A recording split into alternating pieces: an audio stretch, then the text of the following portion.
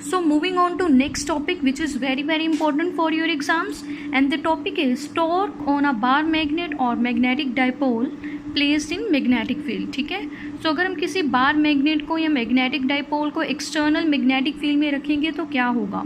so इसकी theory है, when a magnetic dipole या bar magnet is placed in external magnetic field, it experiences a torque which rotates the dipole in the direction of magnetic field.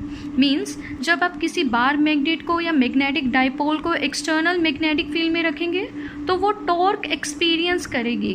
Torque means एक rotating effect experience करेगी जिसकी वजह से वो rotate होगी in the direction of magnetic field. ठीक है, so now हम एक्सप्रेशन करेंगे टॉर्क का कि किसी मैग्नेटिक डाइपोल को एक्सटर्नल मैग्नेटिक फील्ड में रखने से वो कितनी टॉर्क एक्सपीरियंस करेगा. सो सी, यहाँ हमारे पास मैग्नेटिक पोल्स हैं, north pole and south pole. ये हम यूज़ कर रहे हैं यूनिफॉर्म मैग्नेटिक फील्ड प्रोवाइड करने के लिए.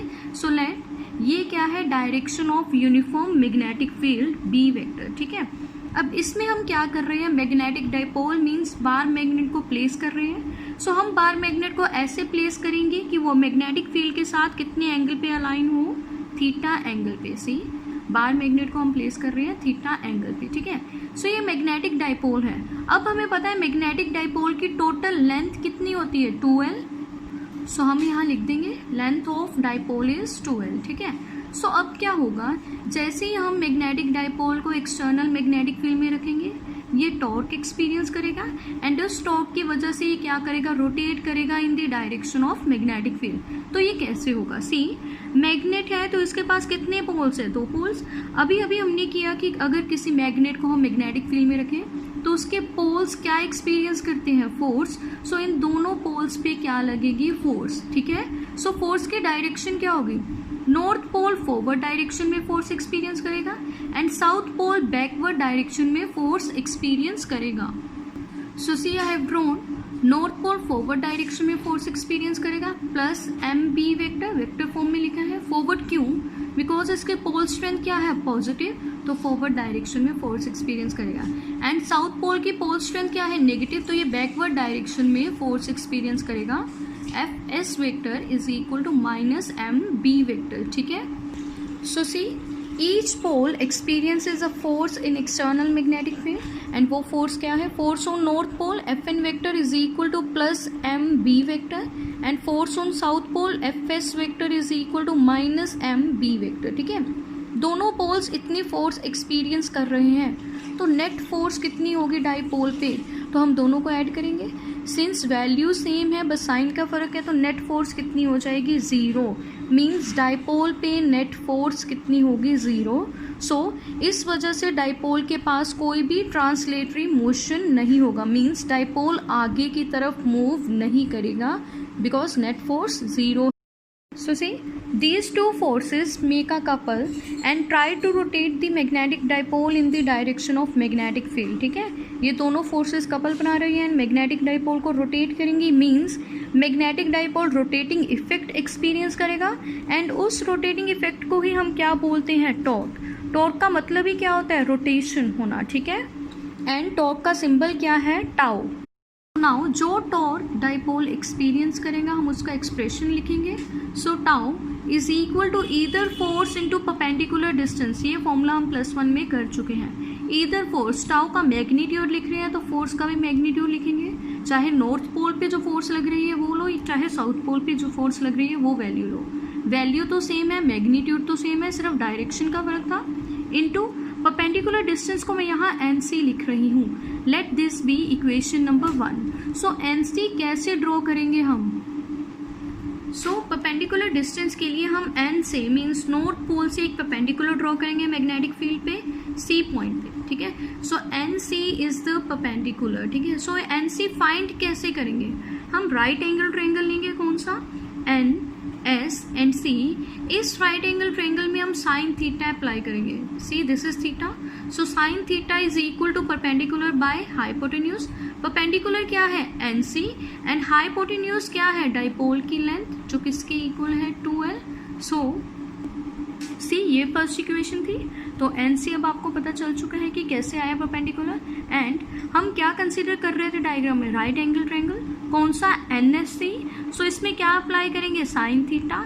साइन थीटा क्या होता है, परपेंडिकुलर बाय हाइपोटेन्यूज, और इसकी वैल्यूज हम डायग्राम में से देख चुके हैं। Perpendicular is NC, hypotenuse is 2L। सो हमें NC चाहिए, सो यहाँ से हम NC निकाल लेंगे। सो NC क्या होगा, NC is equal to 2L sine theta. Let this be equation number 2। So now put 2 in equation 1। So equation 1 में 2 की वैल्यू पुट करेंगे। So tau is equal to MB 2L sine theta. तो देखो perpendicular की value मैंने यहाँ put कर दी है। So tau is equal to MB 2L sine theta. इसे हम एडजस्ट करके लिखेंगे, M इंटू 2L मैंने ऐसे लिख दिया and B sine theta this side, ठीक है। सो देखो ये जो क्वांटिटी है M इंटू 2L, ये क्या था हमारे पास, मैग्नेटिक मोमेंट या मैग्नेटिक डाइपोल मोमेंट। सो इस क्वांटिटी को हम रिप्लेस कर देंगे कैपिटल M के साथ। So tau is equal to MB sine theta, ठीक है। सो ये है required expression for magnitude of the torque. So ये मैग्नीट्यूड की वैल्यू है, बट हमें वेक्टर फॉर्म भी लिखनी है because tau is a vector quantity, torque vector quantity है। सो सी, जो M है ये एक वेक्टर क्वांटिटी है, B भी एक वेक्टर क्वांटिटी है। सो दो वेक्टर्स के साथ जब साइन थीटा लगा हो तो ये कौन सा प्रोडक्ट होता है, cross product. Means vector form में हम लिख सकते हैं tau vector is equal to इन दोनों का cross product. So see, in vector form tau vector is equal to M vector cross B vector. So यहाँ से हम टॉप के डायरेक्शन डिफाइन कर सकते हैं। हमें पता है जब एक वेक्टर दो वेक्टर्स के क्रॉस प्रोडक्ट के इक्वल होता है तो इसकी डायरेक्शन क्या होती है, perpendicular to the plane containing these two vectors. So direction of tau is always perpendicular to the plane containing M and B, ठीक है। Now special cases, first is if theta is equal to 0 degree, ठीक है। Theta क्या था, angle between magnetic dipole and magnetic field. अगर theta 0 degree हो जाए तो इस केस में क्या होगा, डाइपोल कैसे आ जाएगा, parallel to magnetic field. See the diagram, magnetic field ये थी हमारे पास, इस केस में क्या होगा, डाइपोल पैरेलल होगा मैग्नेटिक फील्ड के। तो जब डाइपोल पैरेलल होगा मैग्नेटिक फील्ड के तब टॉ कितनी लगेगी, टाउ का फॉर्मूला है MB sine theta.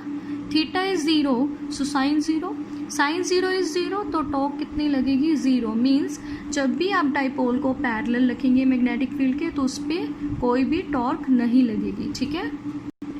Case 2, if theta is equal to 90 degree, that is dipole is perpendicular to magnetic field. See the diagram, ये मैग्नेटिक फील्ड की डायरेक्शन है। अगर हम डाइपोल को perpendicularly means 90 degree to magnetic field place कर दें, ठीक है। सो इस केस में टॉर्क कितनी लगेगी, मैक्सिमम MB, ठीक है। मीन्स जब आप डाइपोल को परपेंडिकुलर रखेंगे तो वो मैक्सिमम टॉर्क एक्सपीरियंस करेगा, ठीक है। And now the last case of today's lecture, case 3, if theta is equal to 180 degree, it means dipole is anti parallel to magnetic field, ठीक है। तो इस केस में क्या होगा, डाइपोल पे कोई भी टॉर्क नहीं लगेगी, means dipole will not experience any torque. So see, मैंने डाइपोल को anti parallel to magnetic field place कर दिया है।